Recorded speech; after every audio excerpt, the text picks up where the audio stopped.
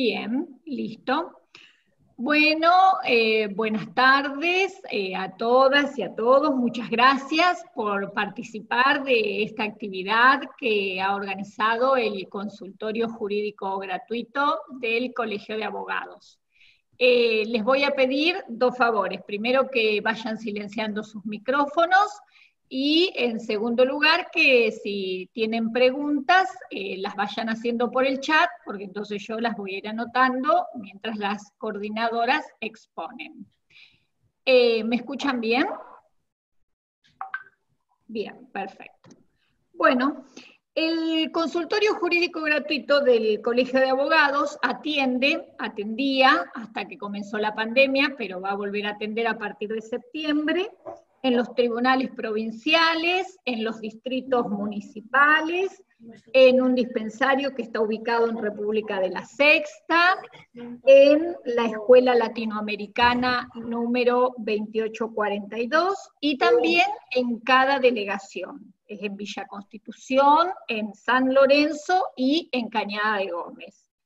Lo llevan adelante profesionales de gran experiencia y ofrecen un servicio de calidad para que los vulnerables puedan acceder a la justicia.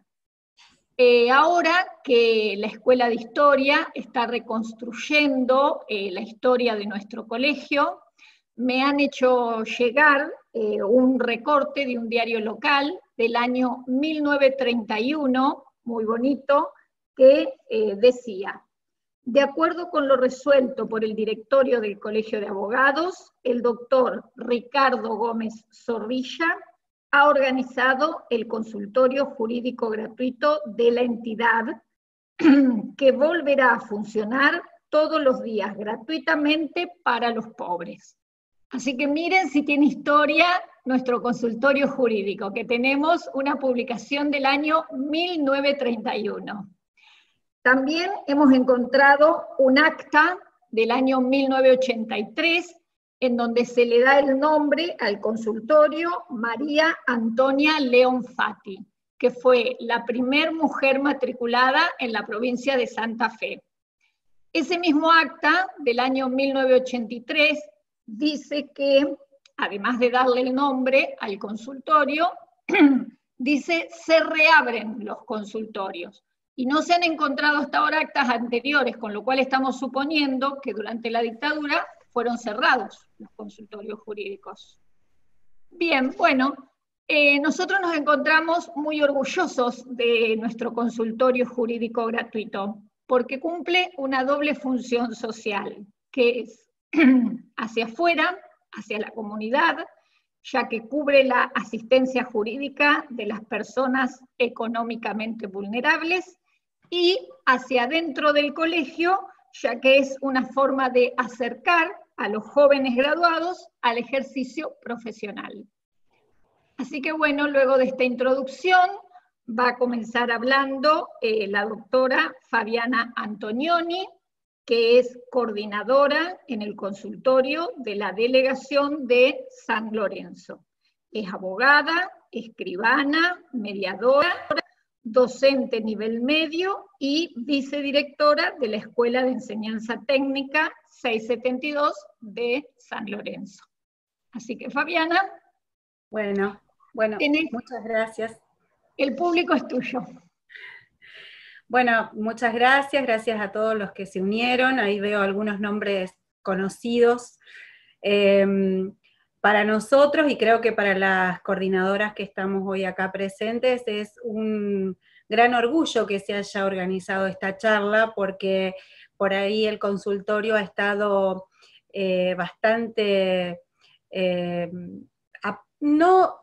un poco invisible en un momento, era un trabajo que conocíamos los que estábamos ahí, que conocía alguna parte de la gente que transita los pasillos del tribunal, pero a lo mejor no era de conocimiento de todos los colegas esta tarea. Entonces, bueno, para nosotros es un lindo primer paso para hacerlo visible y para hacerlo público. Nosotros pensamos, cuando nos reunimos para ver cómo íbamos a darle forma a este primer encuentro, en hablar de esto que el consultorio es, sobre todo para el lado de adentro, digamos, para el lado de los colegas recién recibidos, de los colegas, de los futuros colegas, porque todos tenemos nuestras experiencias, en donde, bueno, nos encontramos un día con un título y con la dificultad de que teníamos un título para ejercer, pero no sabíamos un montón de cosas de la práctica. Y por eso consideramos que el consultorio es una excelente primer práctica profesional para el joven abogado. Sobre todo porque, bueno, si bien en el consultorio no se pueden o no atiende todas las causas de todas las ramas del derecho, porque nosotros tenemos un estatuto por el cual nos regimos y que establece nuestras funciones, pero como yo siempre digo, el consultorio, salvo en estas épocas trágicas que vos has mencionado, Mercedes, no va a desaparecer, entre otras cosas, porque está en la ley orgánica del Poder Judicial, es decir, que no es un antojo de nadie tener un consultorio, sino que está reglamentado y establecido en algo que nos rige a todos. Es una buena oportunidad, o sea, al principio no estuvieron en las delegaciones, luego se fueron abriendo las distintas delegaciones. San Lorenzo del Colegio de Abogados de Rosario fue de las primeras, fue la primera en abrirse. Y luego se fue extendiendo Villa Constitución, y después se extendió también fuera del tribunal a los distritos. Pero bueno, volviendo un poco a lo que es nuestro trabajo, uno de los planteos que siempre se nos hace o se nos dice es: ustedes son como la Defensoría. Y bueno, nosotros lo que queríamos aclarar es que nos parecemos, pero no somos lo mismo. Nos parecemos porque muchas de las cosas que se tramitan en Defensoría las podemos tramitar en el consultorio, pero que a diferencia de la Defensoría, si bien tanto los consultores como los coordinadores no cobramos consulta, el consultorio tiene que afrontar, el consultante, mejor dicho, tiene que afrontar los gastos, es decir, tiene que pagar una boleta de iniciación de juicio, tiene que pagar un sellado, si lo requiere el trámite, ¿no es cierto? Entonces, hay que pagar los aportes, aunque los honorarios no se cobren. Si hay que inscribir un divorcio, por ejemplo, hay que pagar los aportes para poderlos inscribir. O si hay una sumaria de información. Bueno, es decir, esa es una primera diferencia. Además, las defensorías, por lo menos la Defensoría de San Lorenzo también lo hace, atiende cuestiones penales, que nosotros no resolvemos, no evacuamos ningún tipo de consulta. A lo sumo le podemos sugerir a la persona que se acerca que se puede dirigir a la Defensoría o consultar la lista de profesionales, que siempre los derivamos a la delegación nuestra, que hay la lista general, digamos, para ver, como uno siempre le dice, si tiene un conocido, pregúntele a algún familiar que tenga un colega, y ese colega particular le va a poder decir. Todo el trabajo que nosotros hacemos generalmente está relacionado, insisto, con la Defensoría, porque muchas veces por una parte está la Defensoría y por el otro lado estamos nosotros. Pero simplemente porque a veces no es posible. Perdón, tiene alguien el micrófono, me parece prendido. Gracias.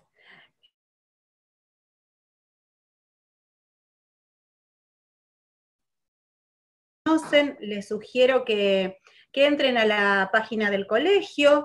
Pueden ver ahí, cuando ustedes abren, están los institutos, aparece el colegio, el consultorio, y ahí pueden ver el reglamento. Yo, para no leérselos ahora, y que todo el que quiera puede ingresar y conocerlo.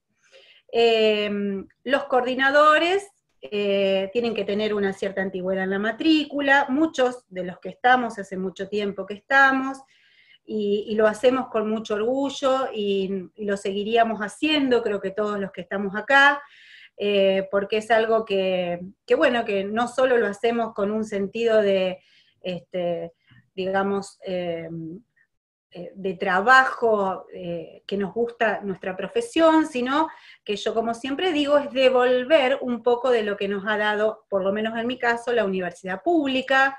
Entonces yo cumplo ahora un rol devolviendo a la comunidad parte de eso que me ha permitido estudiar. Pero bueno, volviendo a los jóvenes profesionales, es un buen lugar para acceder. ¿Por qué? Porque uno empieza a caminar los pasillos del tribunal, como siempre se dice, y a rozarse con lo que es la primera consulta. Entonces la pregunta sería, viene alguien al consultorio, ¿y qué hacemos nosotros? ¿A la mañana? En primer lugar, debemos indagar a qué viene esa persona, tomamos todos sus datos personales, nombre, apellido, número de documento, domicilio, indagamos sobre sus ingresos, es decir, no cualquiera es atendido en el consultorio, tiene que ser alguna persona con una vulnerabilidad económica que no pueda pagar un abogado particular, y que tenga que ser defendido en sus derechos, principalmente sus derechos civiles y fundamentalmente de carácter, sobre todo en temas de familia, que son en los que más intervenimos, y con algunas otras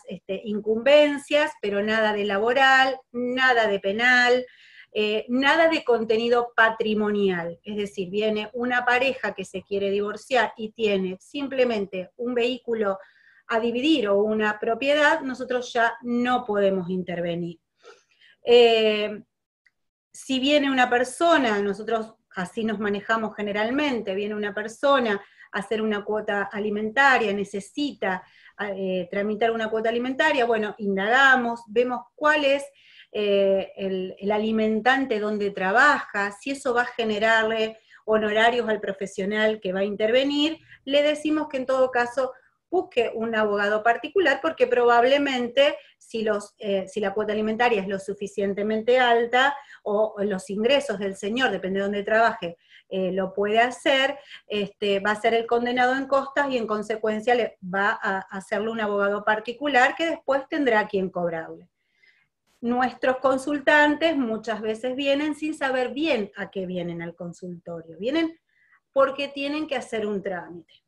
Y entonces es una doble tarea, los tenemos que escuchar, tenemos que tratar de comprender exactamente a qué vienen, ver por dónde lo podemos encuadrar, es eso que nos traen. Se presentan muchas situaciones con personas que vienen por cuestiones de violencia, por cuestiones de violencia familiar, de violencia de género, muchas cuestiones de familia, alimentos, regímenes de comunicación, bueno, divorcios también. Por lo menos San Lorenzo lo que opta con el divorcio es que si las personas no tienen bienes, hemos decidido que para evitar, como después hay que pagar los aportes y las costas son altas, si bien las costas no la pagan, los aportes se hacen dificultosos de afrontar, les sugerimos que vayan a la Defensoría, que se lo van a tramitar igual y lo van a poder inscribir. En cambio, si después tienen que hacer una erogación para poder inscribir ese divorcio, a veces no lo van a poder hacer. Distinto es cuando, bueno, a veces vienen con cuestiones controvertidas, iniciaron en un lado, tienen que seguir en el otro, ahí tenemos otra posibilidad. Pero bueno, insisto con esto, le preguntamos todos los datos, les hacemos, tenemos un formulario de declaración jurada donde ellos asumen que están siendo atendidos por el consultorio jurídico gratuito y que llegado el caso van a tener que pagar los gastos del juicio. O los gastos iniciales que nuestro criterio es no recibimos el dinero, le damos a ellos la boletita, el sellado, les indicamos a dónde lo tienen que ir a pagar, y lo traen, y nosotros así comenzamos el trámite. En una época, no sé si lo seguían haciendo habitualmente a Rosario, porque, insisto, las delegaciones por ahí nos manejamos distinto, pero por el lugar, obviamente, a un acuerdo. Entonces invitábamos a que venga la persona que era requerida a, bueno, a escuchar cuál era el reclamo que había contra él, a ver si podíamos llegar a un acuerdo o no, Esas, en su momento, esas notificaciones las solía hacer en San Lorenzo la misma policía, le hacía la notificación a la Defensoría y a nosotros nos llevaba esa notita invitándolo a venir al consultorio. Después ya eso no lo pudimos hacer más, entonces, bueno, invitamos a las personas a veces a venir con una cartita simple, haciéndole la invitación a que venga a escuchar por qué alguien vino al consultorio a pedir, por ejemplo, la cuota alimentaria de sus hijos, para ver si podemos lograr un acuerdo y evitar judicializar la cuestión. Cuando no es posible, obviamente tenemos que ir a patrocinar a esta persona para llegar a la instancia judicial. Y bueno, en esa instancia judicial nosotros nos manejamos siempre con patrocinio, por lo cual el consultante debe venir al consultorio para firmar los escritos, porque nos parece, bueno, entre otras cosas, que es la forma también del compromiso de esa persona de continuar el trámite y asistir. Se los orienta, sobre todo muchas veces, muchas de las cosas que traen, o la problemática que traen, insisto, no es del consultorio, entonces se le dice, bueno, usted a lo mejor lo que se le orienta a qué trámite debería hacer, y se lo deriva, no derivación a un colega, sino derivación al colegio para que busquen las listas de profesionales a alguien que le pueda hacer el trámite. Por ejemplo, a nosotros nos pasa a veces con el tema de que vienen, no, porque tengo una casa y está viviendo alguien y entonces yo lo quiero sacar. Bueno, eso nosotros no lo podemos hacer, entonces le explicamos qué trámite debería hacer, o brevemente, porque tampoco, muchas veces la persona que llega al consultorio llega después de haber deambulado por distintas oficinas. Es decir, fue primero a la Defensoría, no hablo de la Defensoría de Tribunales, sino a la defensa del consumidor, a lo mejor, o fue una Defensoría barrial, o habló con... Entonces empieza a deambular. Entonces llega, en general, con un estado de agotamiento, de no encontrar una respuesta a dónde tiene que ir, que bueno, nuestra tarea también es orientarlo hacia dónde. E insisto que la importancia del joven abogado. ¿Por qué? Porque en toda esta orientación y esta charla que tenemos con los distintos consultantes, cada uno de los que quiera venir a formar parte del consultorio, que se anote para ser consultante, adquiere también el roce con la gente, el poder escuchar al otro y ver cuál es su reclamo, que son cosas que la verdad habitualmente no las aprendemos en la facultad. Aprendemos un montón de cosas, pero esto de sentarme frente al otro, tener la paciencia para saber a qué viene, ir en nuestra cabeza pensando, bueno, esto es para este tipo de trámites, o esto va más para acá, entonces nos agiliza todo nuestros saberes, que a lo mejor los tenemos adquiridos, pero es difícil llevarlos a la práctica, porque como en toda profesión, de la teoría a la práctica hay una diferencia importante. Siempre les hacemos saber qué es lo que tienen que abonar, cómo va a ser el trámite, les vamos explicando. Por ejemplo, San Lorenzo tiene un fuero de familia que es unipersonal. Nosotros no tenemos colegiado en San Lorenzo. Entonces le explicamos cómo es el juzgado de familia, digo porque la mayoría de las causas, ¿no?, son de familia, qué es lo que va a tener que hacer. Le solicitamos la documentación siempre por escrito, le damos anotado, que la diferencia entre un acta y un certificado, que por ejemplo para iniciar el trámite de la cuota alimentaria necesitamos el acta de nacimiento de los hijos, que a lo mejor en su casa tienen el certificado, pero van a tener que lograr pedir el acta, porque el juzgado nos va a pedir el acta de nacimiento. El certificado es una copia transcripta de esa acta, pero no es lo mismo. Si bien es un documento público, como todos sabemos, los juzgados, por lo menos acá en San Lorenzo, nos piden el acta. Le explicamos para qué es el sellado, para poder iniciar la acción, le explicamos que después va a tener que notificar, entonces necesitamos que nos traiga un domicilio certero de a quién va a demandar, es decir, dónde vive, porque por ahí nos dice, viven en el barrio, no, nosotros necesitamos calle y número. Digo, son pequeños detalles, pero para estar con la persona que muchas veces viene a consultar con la angustia que trae en este deambular, es importante, y por eso es importante para el joven abogado sentarse al lado de un profesional, que no digo que sepa mucho más que ellos, pero por ahí tiene más práctica, ha estado ya más tiempo preguntando y escuchando, y tomar eso que uno ha aprendido en todos estos años, y usarlo hasta para su propio trabajo particular después, porque todo lo que uno aprende en el consultorio, después lo lleva a la práctica.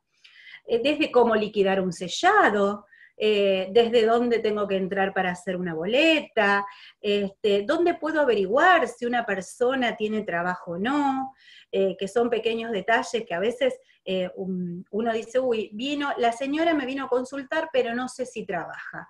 Y bueno, nosotros podemos acceder a la página del ANSES, al CODEM, con el número de CUIL de esa persona, si no lo tenemos, ¿dónde buscamos el número de CUIL? Yo digo, hacia la práctica profesional que uno no aprende en la teoría que aprende en el tribunal. Y que es muy valioso el consultorio jurídico al que vamos como materia, pero que a veces, si somos muchos, o es un día a la semana, o bueno, por ahí vemos algún caso una vez, por lo menos a mí, en mi época, ya hace muchos años,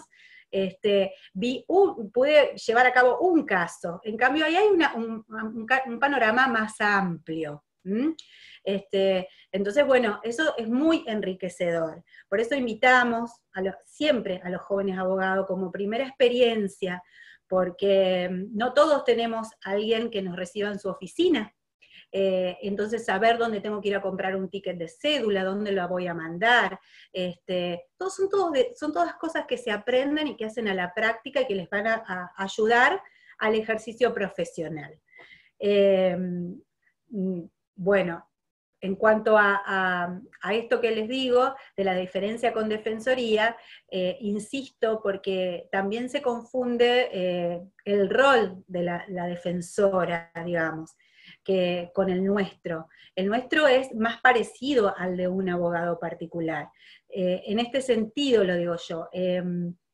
Muchas veces en la defensoría, muchas personas son atendidos por, a lo mejor, los empleados, y nosotros vienen y ellos ya, la persona que viene crea un vínculo con los profesionales que estamos, en esto de que nos viene a ver, y muchas veces nosotros decimos, hasta le hacemos un poco de psicólogos.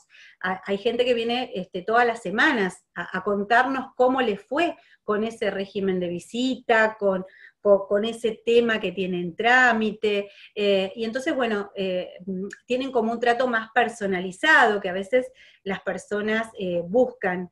Tengamos en cuenta que la mayoría de las personas que vienen son personas con muy bajos recursos, donde se les hace, sin menospreciar, pero a veces con muchas carencias también de educación, entonces hay que hablarle fácil para que entiendan, hay que, por ahí volvemos a repetir, y digo, bueno, esto también genera en nosotros la paciencia, porque todos los abogados tenemos que ser un poco pacientes, y más allá de lo que, de la rama del derecho a la que nos dediquemos, esto de escuchar al otro que es tan importante, ¿no?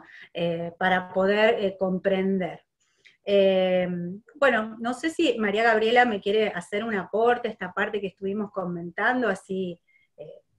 Dale, sí, sobre todo me gusta mucho lo que estás explicando, porque entre los asistentes hay muchos alumnos de la Facultad de Derecho, de la Cátedra de Práctica Profesional 1, que se da en tercer año, que es su primera aproximación a la carrera, y de consultorio jurídico, que justamente este año, a raíz de la pandemia COVID-19, no han tenido la oportunidad de practicar en el consultorio, que vos decías, de una vez por semana, pero esta vez ni siquiera eso. Entonces, se ha dado una situación en que no han tenido esa aproximación al cliente, al caso vivo, no el caso muerto de un trabajo práctico dentro del marco de una materia, sino al caso vivo, a la persona de carne y hueso sentada del otro lado.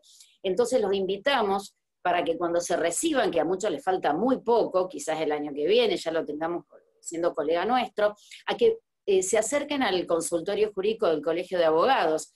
Además, la Facultad de Derecho de la Universidad Nacional de Rosario es la única que cuenta con esta práctica profesional en el consultorio jurídico, y el colegio recibe a profesionales de todas las facultades que enseñan derecho en nuestra ciudad, que no tienen el consultorio jurídico. Entonces, además para los estudiantes de la UNR, que este año no han podido practicar, es una excelente oportunidad para los estudiantes de otras universidades. También lo que yo, no sé si Fabiana terminaste, porque yo quería agregar algún detalle más. ¿Querés agregar algo más? No, seguí. Con respecto al tema de que ya Fabiana perfectamente explicó qué se trata en el consultorio jurídico, quiero remarcar que además tiene como principal objetivo brindar información y orientación jurídica gratuita, como bien dijo Fabiana, a los sectores vulnerables, y de esta manera el consultorio contribuye a brindar educación jurídica ciudadana. Los orientamos en trámites que a veces son administrativos, que no solamente son jurídicos, que pueden rozar lo jurídico. Entonces, la finalidad principal es ofrecer información sobre asuntos jurídicos que se encuentran, digamos, a ciudadanos, especialmente, como dijimos, a los que se encuentran en una situación de mayor fragilidad, y colaborar en la efectiva satisfacción del derecho de acceso a la justicia que reconoce nuestra Constitución y los tratados internacionales. Es decir, que el consultorio, en primer lugar, aspira a brindar atención jurídica primaria. ¿Se ha escuchado hablar de acceso a la salud, salud primaria? Bueno, el consultorio es acceso a la atención jurídica primaria. Como había explicado Fabiana, a los que tienen una situación socioeconómica o por su ubicación geográfica, su entorno cultural, no tienen acceso a estos mecanismos institucionales ordinarios que han sido dispuestos para ofrecer información jurídica relevante. Entonces, para alcanzar este objetivo, el consultorio lleva adelante dos tareas. Una, facilitar la información jurídica que sea destacada para la solución de los problemas de los ciudadanos, que se acercan al consultorio y que nos someten a nuestro conocimiento. Y por el otro, también nos ha pasado muchas veces orientar respecto a las instituciones públicas que existen en nuestro medio, que existen en nuestra ciudad, creadas, por ejemplo, para brindar patrocinio letrado en las cuestiones en que nosotros no podemos intervenir, o orientar que existe el Colegio de Abogados, que existe el Defensor del Pueblo, que existe la Oficina de Defensa del Consumidor, y así montones de organizaciones en nuestra ciudad que pueden brindar asesoramiento. Esta atención jurídica primaria brinda a los ciudadanos, digamos, las herramientas necesarias para que ellos puedan percibir la naturaleza jurídica del problema que someten y conozcan las diversas vías que tienen abiertas para encauzar estas pretensiones. Entonces, lo que quiero remarcar es que en ningún caso implica el patrocinio letrado de los consultantes en el estudio particular de los consultores o de los coordinadores, ni la derivación, que ya lo marcó Fabiana antes, a algún profesional determinado. No derivamos jamás a ningún profesional. En segundo lugar, está, como les decíamos a lo largo de toda esta charla, la formación en práctica profesional a los jóvenes abogados o a los nobles abogados, porque en la facultad tengo alumnos que son muy jóvenes, de 20 y pico de años, pero también hay de más edad, pero al recibirse van a ser nobles en la profesión. Entonces, esta práctica profesional, esta educación y capacitación en destrezas, en habilidades, como marcaba Fabiana, la posibilidad de ser consultores, y estas charlas o conversatorios que iniciamos a partir de esta, que es la primera, de carácter también educativo y formativo. En materia de concebir la actividad y la práctica profesional, nosotros estuvimos trabajando en consultorio jurídico con los alumnos de la Facultad de Derecho las normas de ética, y también las vamos a trabajar con los alumnos de práctica profesional 1 que están en tercer año. Y acá me quiero centrar en una de las temáticas de esta charla, que precisamente era la ética profesional. No es que voy a dar una charla sobre ética, ni me voy a adentrar en normas de ética, que creo que los jueces del Tribunal de Disciplina de Ética del Colegio de Abogados están mucho más capacitados que yo, sino que me voy a permitir desde este lugar adentrarme a esa problemática desde la práctica profesional y en particular desde el consultorio. Y les quería comentar y traer a colación unas cuestiones que había un dibujante que es del siglo XIX, del año 1800, que se llamaba Honoré Daumier, que él trabajó un tiempo en un juzgado y era un dibujante y conoció de cerca a los abogados, y en su práctica como artista los hizo objeto de una crítica permanente. Era constante que él caricaturizara a los abogados y utilizara la sátira al referirse siempre a ellos.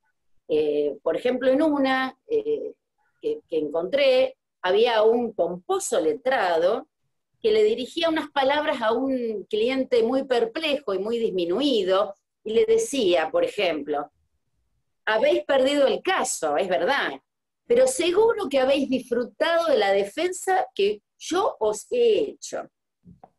Era como una soberbia de su parte, ¿no? Esta mirada de la sociedad de esa época, del año 1800, sobre los abogados,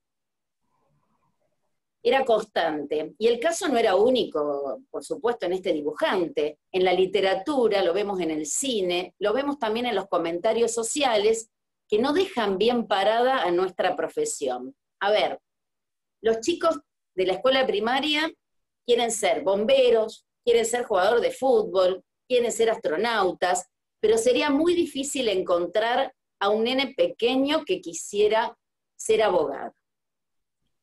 Si uno pone en Google la expresión chistes de abogados, nos vamos a encontrar con la sorpresa de que solamente en el idioma castellano hay 1.700.000 páginas disponibles. Por supuesto que no tuve ni tiempo ni paciencia para examinar solamente algunas. Pero si se combina la información que nos arrojan estas páginas con la que hemos podido obtener a lo largo de toda nuestra vida profesional, acá en el auditorio virtual hay abogados de mucha trayectoria, muchos años, vamos a ver que la mayoría de los chistes de abogados se relacionan con la baja catadura moral o calidad o categoría de nuestros colegas. Ese es un grupo de chistes. Otro grupo está seguido por destacar la capacidad de enredar o complicar cosas que sin los abogados serían mucho más sencillas. Es más, incluso los elogios del público nos prestan un mal servicio a la profesión. La gente a veces dice con orgullo que encontró un abogado que es un perro de presa. Quizás se trate de una simple metáfora lúdica, pero también cabe que esa expresión sea, a ver, para decirlo en términos freudianos, una fantasía de deseo, y que realmente los clientes efectivamente quieran que su abogado se comporte como un perro de presa o un perro de pelea, es decir, alguien capaz de morder con presteza al adversario y no soltarlo hasta que se rinda. Me ha pasado en mi práctica profesional de ir a oficinas públicas innumerables veces y renegar con un trámite y renegar. Y me acuerdo especialmente de un empleado en un registro de la propiedad automotor que cada vez que me veía renegar con un expediente o con un trámite del registro me decía, ay, otra vez usted, doctora, con un problema. Yo estaba trabajando y lo que trataba era solucionar mis problemas y siempre, muchas veces discutiendo con el empleado, con el funcionario, que esto era así, que esto era así, hasta que un día ese empleado con el que me veía habitualmente me dice, doctora, tengo un caso, ¿usted atiende en provincia de Buenos Aires? Porque yo necesito una abogada así como usted. A ver, ¿qué necesitaba? Primero yo traía problemas, pero a ver, estaba esperando tener un perro de pelea, estaba buscando un perro de presa. Y siguiendo con la metáfora, ¿qué decíamos? Que este cliente quería un perro capaz de morder y apresar con los dientes a un adversario, pero como los poseedores de esos animales, el problema se produce cuando, digamos, en algún momento el perro termina mordiendo a su propio dueño. Y entonces ahí encontramos en la gente en general las quejas por la inmoralidad de los abogados, los clamores por un mayor control ético, legal. No hace falta a veces hacer un gran esfuerzo para constatar que el grave desprestigio que hoy sufre la profesión nuestra, la profesión jurídica, y la opinión vilipendiada que tiene la sociedad en general acerca de la mala fama de los abogados. Buscando acerca de esto, encontré, por ejemplo, un profesor mexicano que es un destacado profesor en filosofía, en ética, en deontología, preside el Tribunal de Ética de la Barra de Abogados de México, y él escribió un artículo interesante que se llamaba Algo urge, ética para abogados, y él señalaba cómo la mala reputación de los abogados ya existía en la época de Platón, que en su famoso diálogo Las leyes establecería: hay muchas cosas nobles en la vida humana, pero la mayoría se fijan males que fatalmente los corrompen y dañan. ¿Cómo puede ser el abogado de justicia otra cosa que noble? Y sin embargo, a esta profesión que se nos presenta bajo el bello nombre de arte, se le asigna una mala reputación. Ahora bien, en nuestro estado, este llamado arte no debería existir jamás. Pasaba el trapo, Platón. Continúa diciendo el doctor Pérez Valera, que jurista mexicano, que la abogacía, digamos, es una profesión noble, y las recriminaciones contra ella son un hecho, sin embargo, casi universal.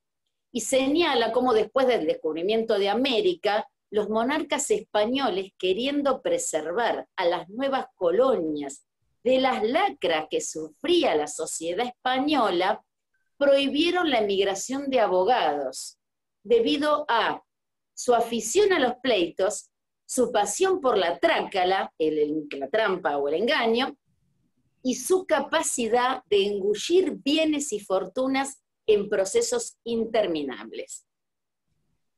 A ver, a todo lo que vengo diciendo podríamos decir, o le podríamos objetar a Platón y a la conquista española, que ha pasado mucho tiempo como para seguir considerando a los abogados ave negra, enredapleitos, sanguijuela, carancho. Pasó mucho tiempo y sin embargo esta misma consideración sobre los abogados es la que sigue teniendo la opinión pública al día de hoy.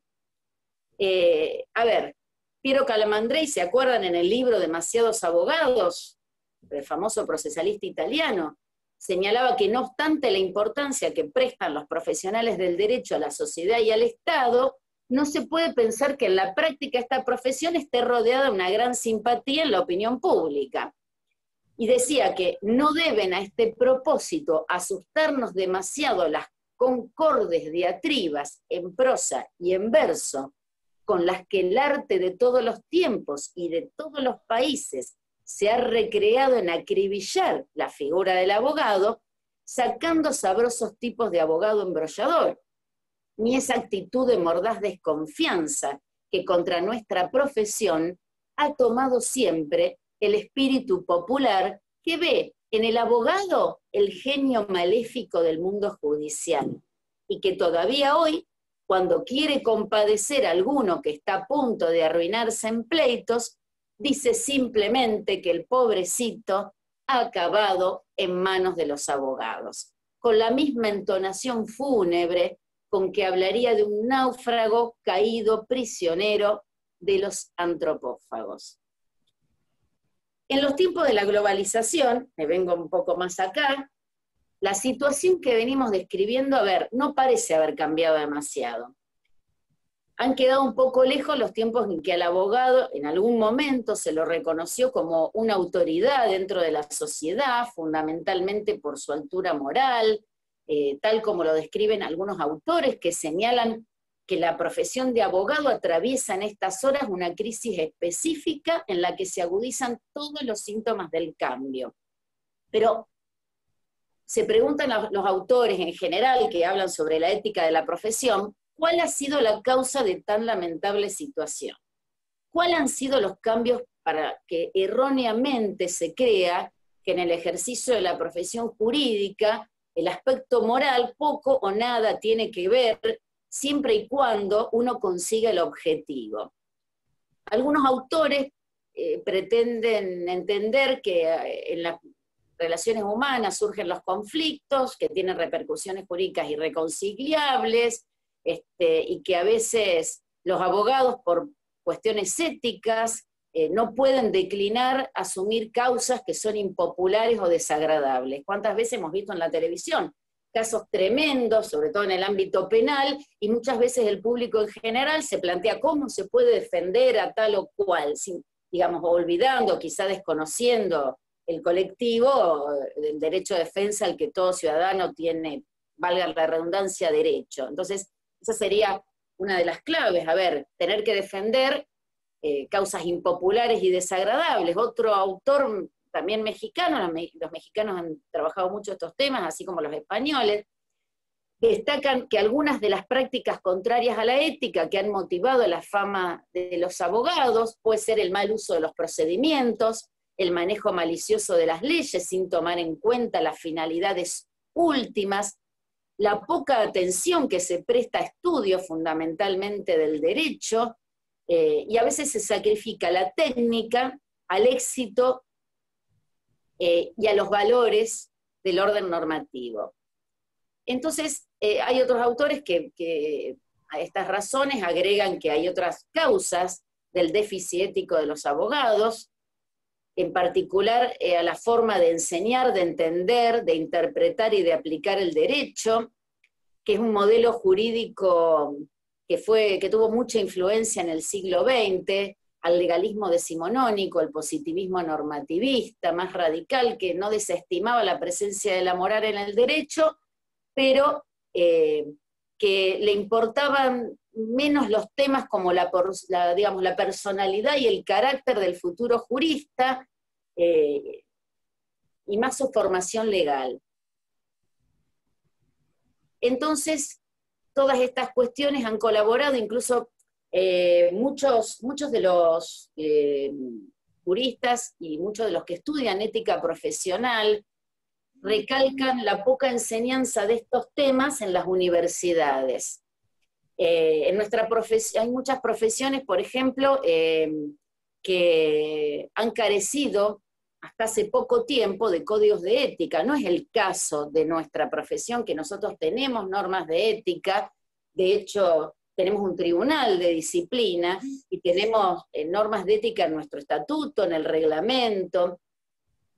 Ahora bien, si vamos a pensar qué es la abogacía, para relacionarla con la ética, ¿qué es la abogacía? Antes de ser una profesión, ya les mencioné que en la época de Platón era un arte, antes de ser una profesión como hoy la entendemos, fue una actividad señera, que sobresalía por sus cualidades únicas y extraordinarias, era señoril. La abogacía como defensa de personas, de derechos, de bienes y de intereses, apareció en el siglo, mejor dicho, apareció en el tercer milenio antes de Cristo, en Sumeria. Fue en defensa de una mujer gravemente acusada. La abogacía estaba también en el antiquísimo Código de Manú. Según él, sabios en las leyes podían ilustrar, sin recibir, por supuesto, honorarios a cambio, podían ilustrar a quienes lo necesitaran para sostener su alegación ante las autoridades y tribunales.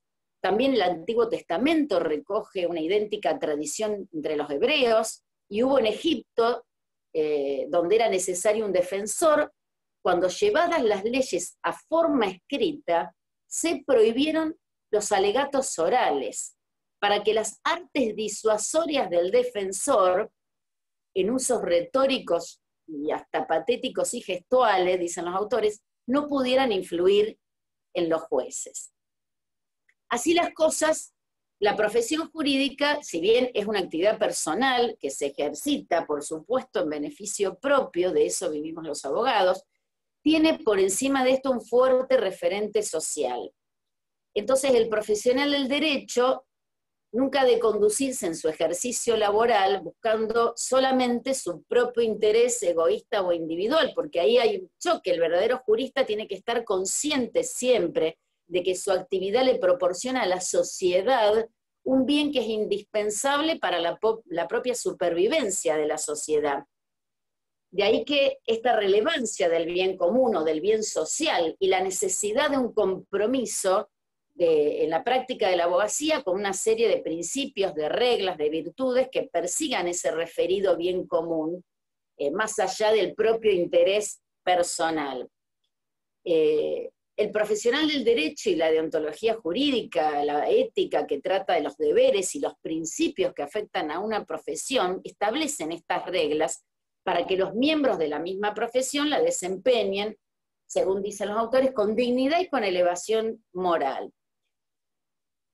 Como les decía antes, a veces, retomando un poco lo que les conté de los chistes referidos a abogados, si bien muchos son divertidos, son un lastre también para nuestra profesión, porque es una triste ratificación que muchas veces los profesionales del derecho a veces no hacemos honra a un título, ¿no? Que sobre todo, como les decía, reviste un invalorable servicio a la comunidad.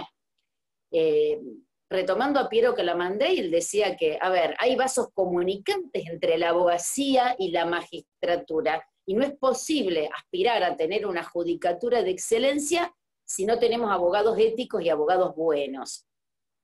Y cabe destacar que los abogados, lo que no podemos hacer es desconocer la existencia de las normas de ética, porque además su incumplimiento, como lo hemos visto con los alumnos de consultorio, que ellos hicieron excelentes trabajos al respecto, su incumplimiento acarrea o trae aparejado denuncias y sanciones ante el Tribunal de Ética. ¿Cuántos estudiantes de abogacía, quizá de otra facultad o de la nuestra, que se ve muy poco esta materia, cuántos profesionales nobles o también experimentados abogados conocen exactamente las normas de ética? ¿Qué importancia le dan los abogados académicos y prácticos a la ética profesional?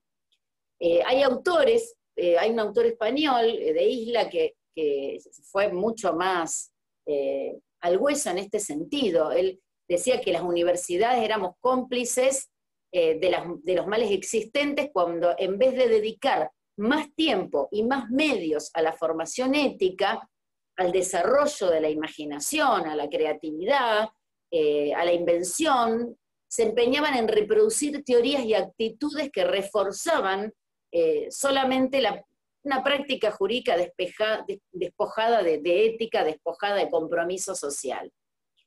Entonces hablaba de la relación entre la educación y la universidad y la ética. En este caso, como les decía, esta materia la enseñamos en consultorios jurídicos desde siempre. Y en práctica profesional, que es una materia nueva, práctica profesional 1, se empezó a dictar desde el 2018. Entonces, hace pocos años que ya en tercer año los estudiantes van teniendo acceso a lo que es la ética, pero no se ven nunca más en toda la trayectoria.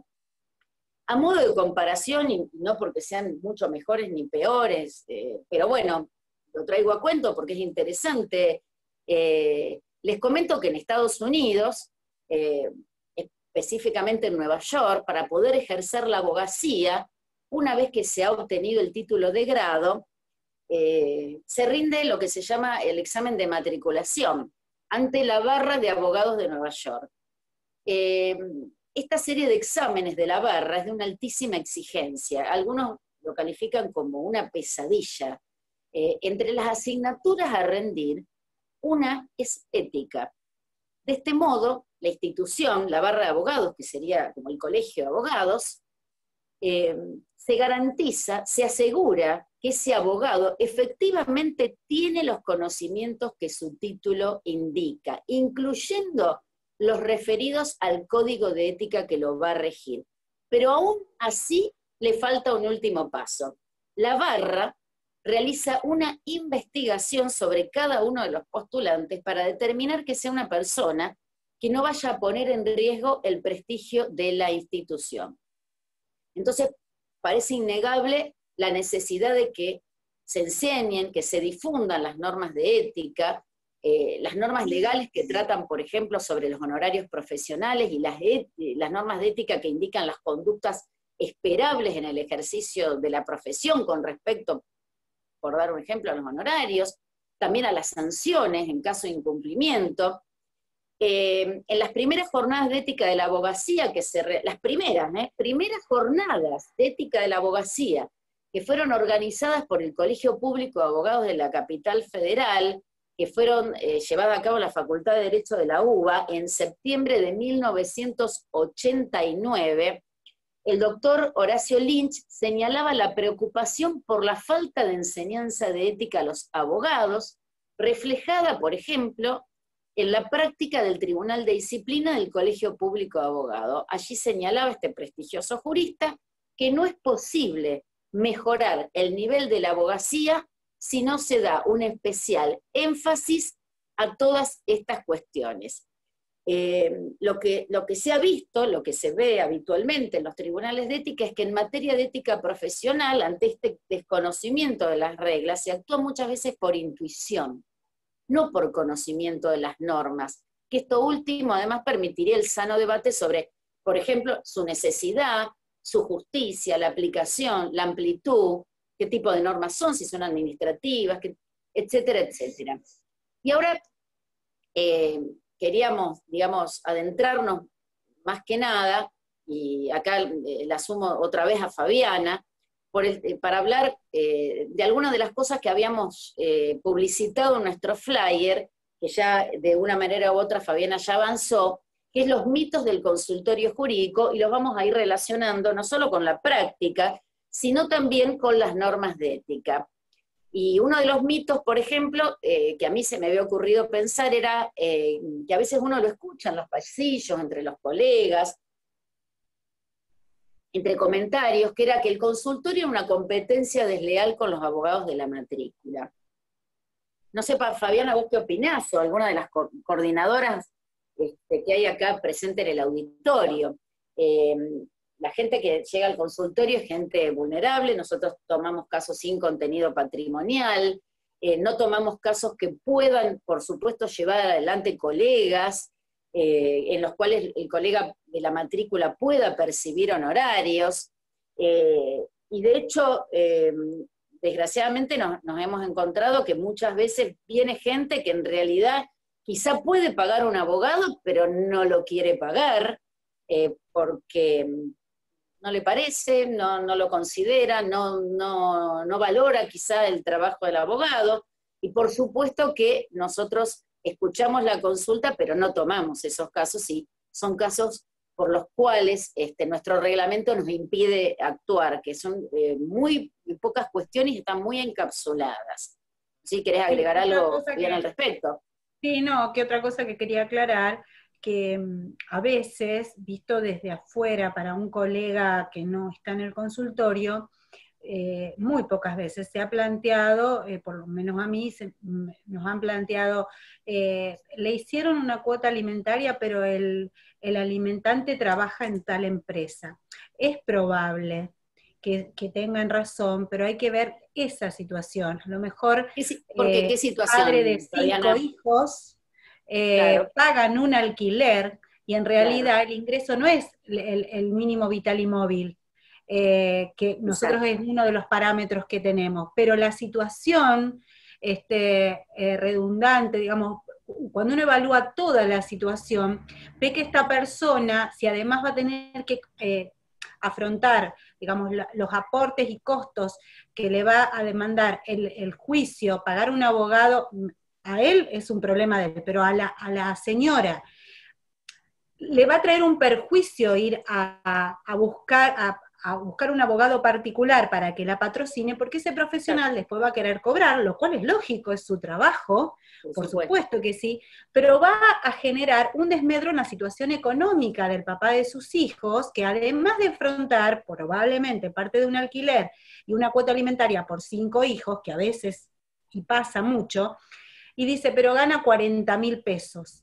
Claro, pero si hay que pagar un alquiler, o la mitad de un alquiler, más la cuota para 5 hijos, y además las costas de un juicio de alimentos, y se va a dificultar la situación. En esos casos, en realidad lo que hacemos es evaluarlo, consultarlo, elevarlo, bueno, en su momento, en este caso sería Mercedes, ahora, viendo a ver qué hacemos cuando uno ve todo el panorama completo de la situación. Por eso digo, lo que dice María Gabriela es así, o esta cuestión que también se hila muy finito, que pasa en los estudios particulares como pasa en el consultorio. Vengo a ver por qué este abogado a mí no me ha hecho nada.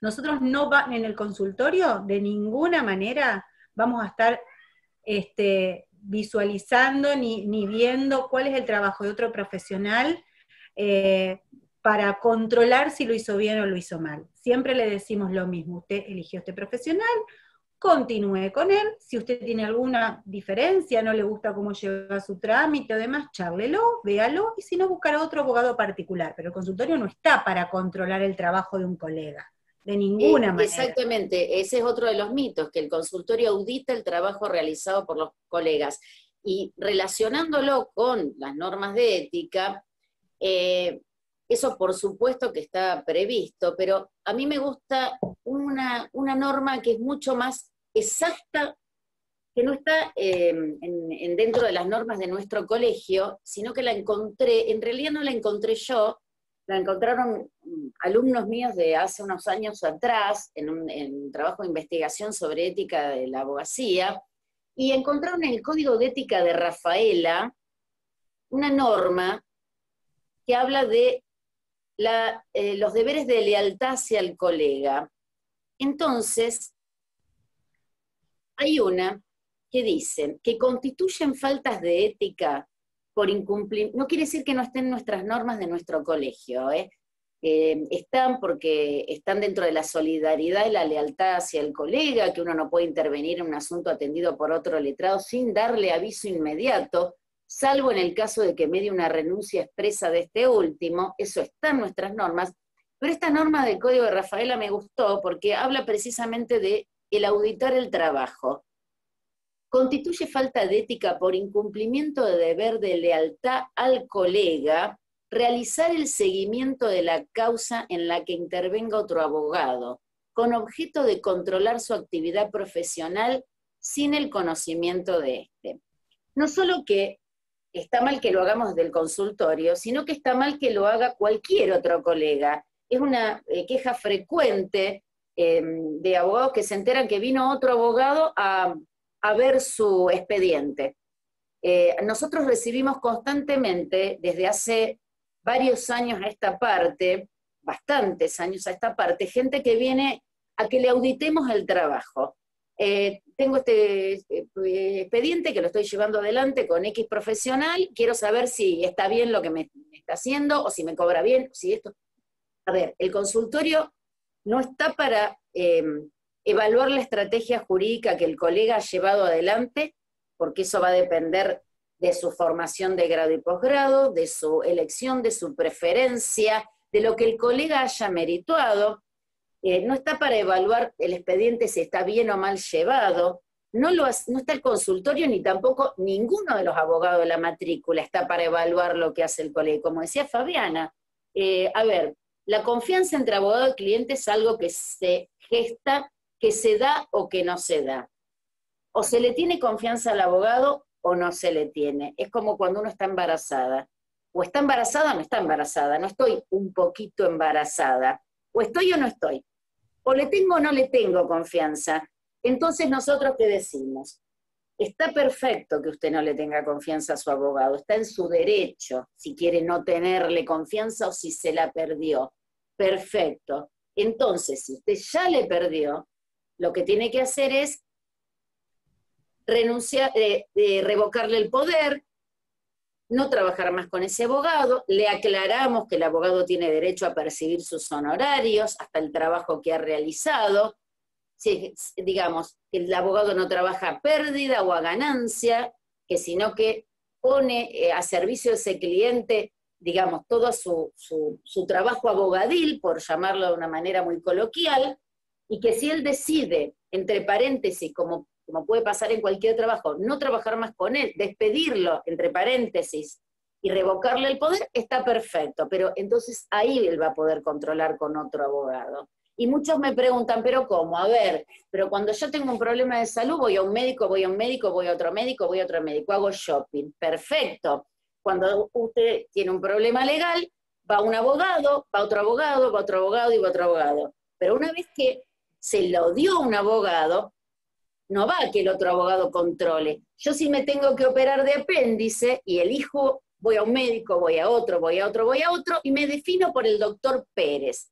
Y le digo, doctor Pérez, usted el médico que me va a operar de apéndice, ¿cómo se sentiría el doctor Pérez? ¿O les parece razonable, no cómo se sentiría, digamos, les parece razonable que mientras yo me esté operando con el doctor Pérez venga otro médico a controlar? Y yo diga, no, a ver, doctor Rodríguez, venga por favor a controlar si el doctor Pérez está cortando bien, si me está operando bien el apéndice. ¿Es plausible esa situación? Bueno, no es plausible. A ver, si le tenía desconfianza al doctor Pérez, bueno, no me opera, en medio de la operación no, pero digamos, en algún momento determinaré que no sea más mi médico. Y esto es lo que quizás no se visualiza y tampoco es visualizado por los colegas que reciben consulta y van a, digamos, a revisar el expediente en la mesa de entrada a un juzgado. Una vez una colega en un grupo de abogados decía, me dijo el empleado que vino alguien a revisar el expediente, si van a revisar, por lo menos que comparezcan y aporten boleta. Eso es más o menos lo mismo que decir, dejo documentada mi falta de ética de revisar el expediente que está tramitando un colega. Sí, Fabiana, si querés continuar con alguno de los otros mitos.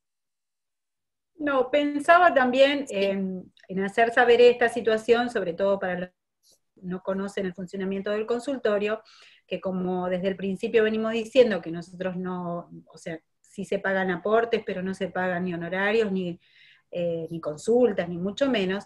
Si el consultante después se comprobara que el consultante tiene ingreso, ha mentido en su declaración jurada, a mí me pasó una sola vez en el consultorio jurídico, donde una persona, lo comento porque una sumaria información para incorporar a su concubino a la obra social, y bueno, en principio cuando llenó toda la documentación estaba en condiciones de ser atendida, era docente de nivel secundario con unas poquitas horas, pero bueno, tenía IAPOS como obra social y le pedía una sumaria información de concubinato para que en ese momento se hacía de esa forma, ¿no? Pues estoy hablando de años atrás, y llegó un momento que, bueno, no venía más al consultorio, siempre venía su pareja, entonces un día le digo, no, tiene que venir ella, no puede porque está trabajando.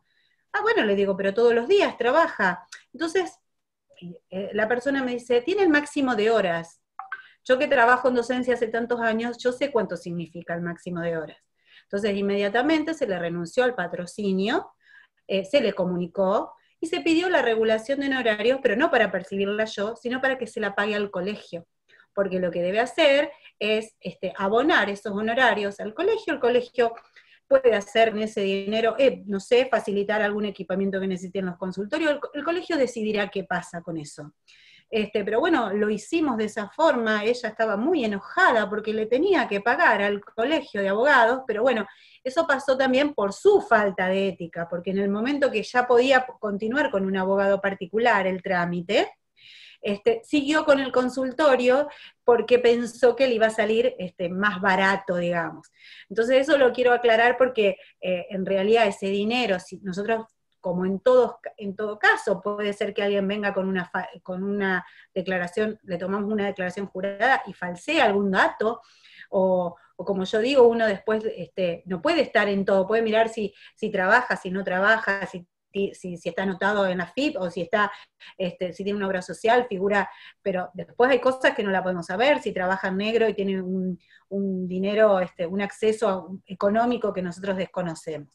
Pero todo eso también lo podemos perseguir. Y otra cosa que nos pasa a nosotros mucho también, digo, en cuanto a esto de la ética, esta cuestión que suele suceder, por lo menos en esto que es un un distrito distinto, San Lorenzo, la gente que viene con, no, yo vengo porque en la defensoría a mí no me hacen nada. Esto también pasa mucho. Y nosotros siempre le decimos lo mismo. Si a usted lo están atendiendo por defensoría, continúa por defensoría. ¿Por qué? Porque nosotros atendemos una vez a la semana, la defensoría atiende todos los días, porque usted inició el trámite allá, y si yo le tomo el trámite acá, probablemente estoy vulnerando el derecho de otra parte a que pueda venir al consultorio a hacerse asesorar, porque acá hay una sola defensoría general y hay un solo consultorio. Entonces, bueno, quiero decir, no hay días distintos, hay uno solo.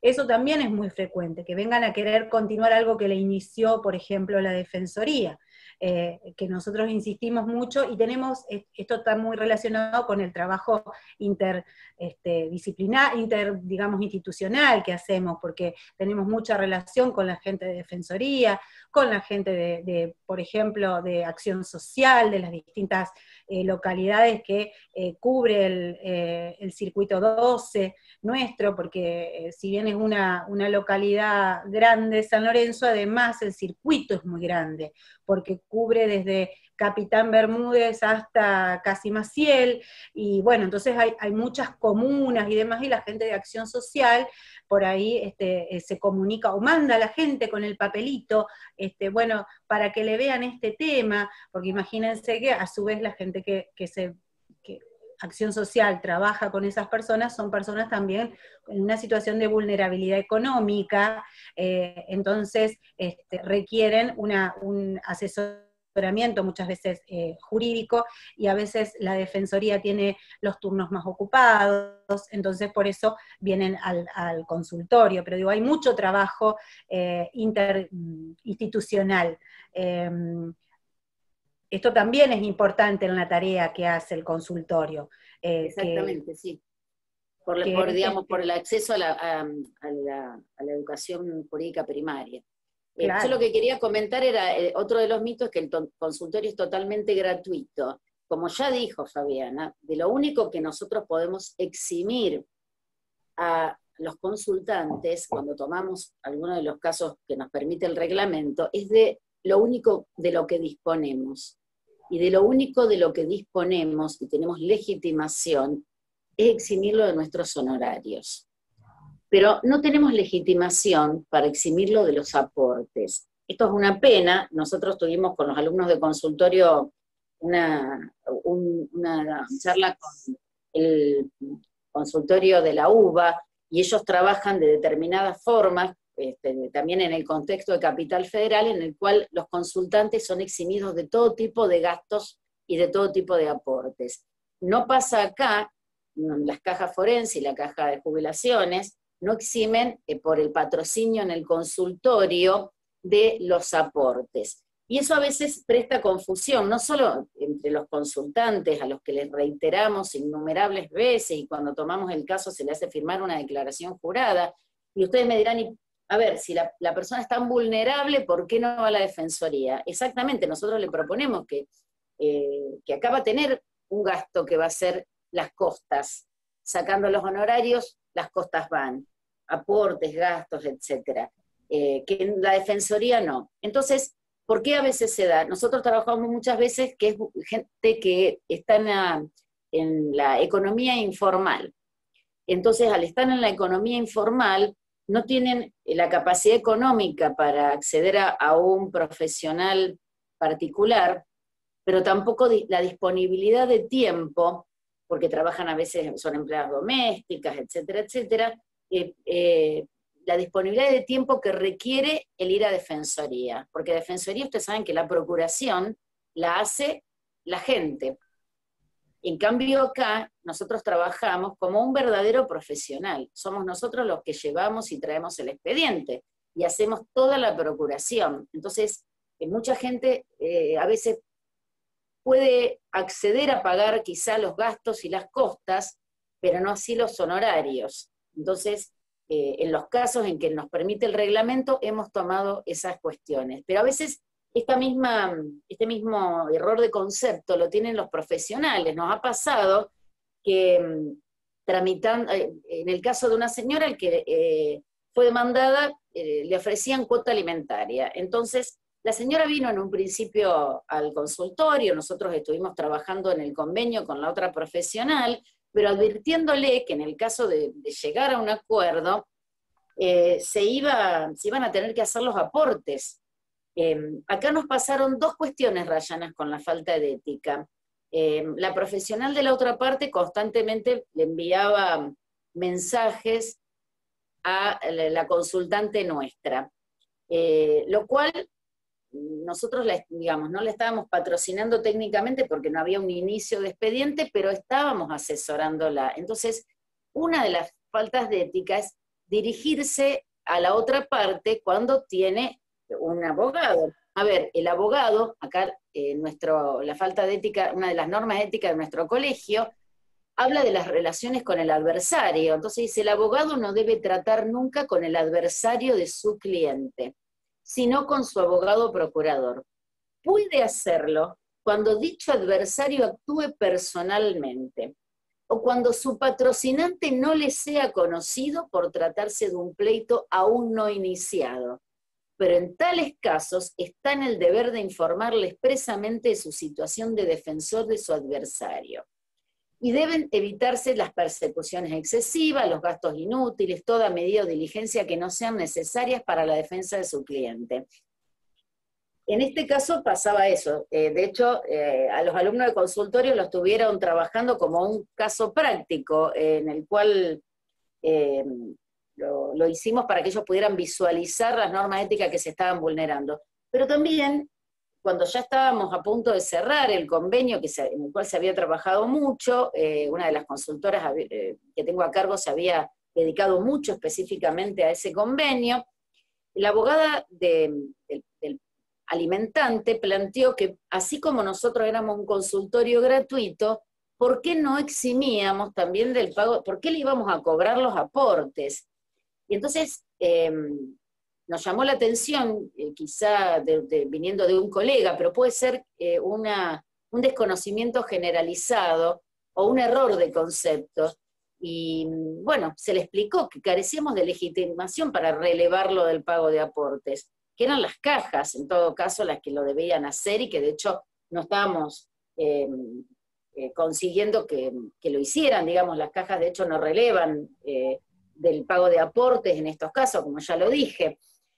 Así que bueno, la cuestión pasa muchas veces por estas cuestiones de entender que no es absolutamente gratuito, y eso a veces también es un obstáculo quizá para poder atender acabadamente a sectores vulnerables, el hecho que tengan que hacerse cargo de los gastos y de los aportes.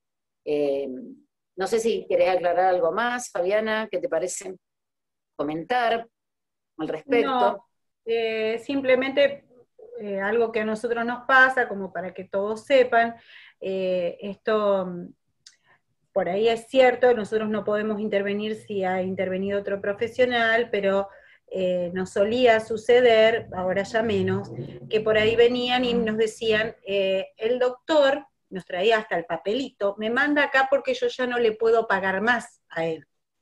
Eso no suele suceder, exactamente. Entonces, bueno, lo primero que nosotros le decíamos, bueno, dígale al doctor, que en ese caso el doctor renuncie en el patrocinio, o bueno, el poder, y que nos traiga una nota, usted no tiene que traer una nota firmada por él, que o él o usted ya le canceló sus honorarios, o él le va a dar un plan de pagos, o bueno, no sé, alguna cuestión que nosotros no, tengamos la seguridad de que acá, digamos, él ha dispuesto no continuar con su trámite. O bueno, si usted no quiere que continúe más él por una cuestión, no lo vamos a seguir nosotros, sino que ya la relación, digamos, profesional-cliente que usted tiene con él, ha cesado por disposición de él, porque de verdad que esto, mucha gente venía con el papelito, y que les debe pasar en todos lados, vaya a tal lado, porque ya no le puedo pagar más, o porque, bueno, en su momento acá los oficios de alimentos se renovaban cada 6 meses, si no estaban hechos los aportes. Entonces, era muy frecuente que, claro, el profesional todavía no había podido cobrar sus honorarios, y cada 6 meses estaba haciendo los oficios, otra vez el informe de saldo, el oficio, ir a llevarlo. Entonces decía, anda al consultorio que te lo hagan.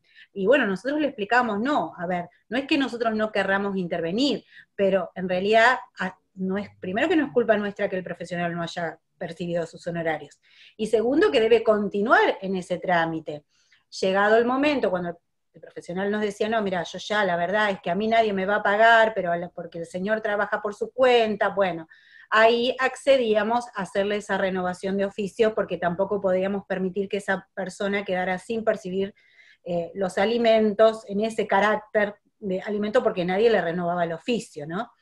Pero bueno, son estas cuestiones que suelen pasar en el consultorio, o este llamado, vos podés venir a una audiencia porque si no viene nadie del consultorio, a mí se me cae porque el señor no va a venir con patrocinio letrado, no va a venir con un profesional. No, que se fije una nueva fecha, que el señor busque un abogado, o en su caso el señor que se acerque al consultorio o la señora, y si procede que lo atendamos, ahí sí vamos a la audiencia.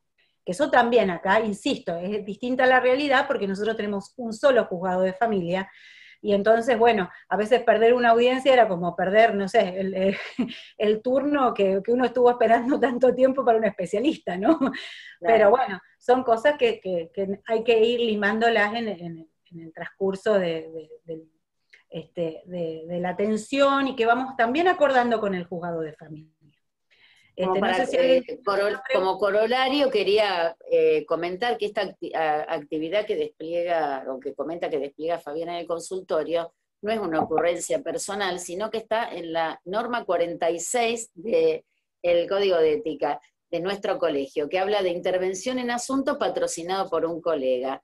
El abogado no debe intervenir en favor de la persona patrocinada en el mismo asunto por un colega sin dar aviso a éste, salvo el caso de mediar renuncia expresa del mismo. No habrá falta si el que interviene después se abstuvo de comunicarse con el colega por ignorar que hubiese prestado servicios en el asunto, pero deberá hacerle saber al mismo, apenas tenga conocimiento de tal circunstancia. Es también deber del abogado que se encuentra en la situación señalada comprobar antes de su intervención si han sido abonados los honorarios del colega que lo precedió, que es lo que comentaba Fabiana que es. Yo creo que ya le podríamos dar algún cierre, no sé si hay alguien quiere preguntar algo, o fuimos re claras en todo. Claras. Hay en el chat han manifestado mucho las felicitaciones por la actividad y visibilizar toda la actividad de ustedes. Yo también las vuelvo a felicitar, y como les dije, son realmente un orgullo, porque bueno, cada vez van cumpliendo más funciones porque cuidan también de los colegas. Pido disculpas por la desprolijidad a todos los que están escuchando. La segunda expositora, más allá que seguro todos te conocen, pero bueno, es María Gabriela Pequinenda, coordinadora del consultorio jurídico, abogada, profesora adjunta en la UNR y mediadora. Así que, bueno, todos acá en el chat las están felicitando, están diciendo que ha sido excelente la charla, y por lo que veo hay mucha casuística para desarrollar, así que sería bueno seguir con estos conversatorios, me parece, porque además me parece que son muy útiles para los jóvenes abogados, y ya que por ahora no se puede hacer la práctica ni en el consultorio ni en la facultad, como nos decías, bueno, aunque sea a través de estos conversatorios, ¿no? Sí, cómo no. Sí, bueno, nosotros agradecemos esta invitación del Colegio de Abogados a través de la doctora Mercedes Beltrán, que nos hizo llegar esta inquietud de dar difusión a la actividad que se hace en el consultorio, así que esperamos que, bueno, siga y en alguna otra oportunidad, y además, digamos, no felicitarnos nosotras, sino felicitar a todos los que hasta las 8 se quedaron escuchándonos y los que se tuvieron que ir antes, igual les agradecemos la presencia, así que eso demuestra qué necesarios que son estos conversatorios y estas exposiciones por parte de ustedes. Así que bueno, nos aplaudimos entre nosotros. Gracias a ustedes. Gracias a ustedes por estar acá. Gracias por escuchar. Hasta la próxima. Gracias. Chao.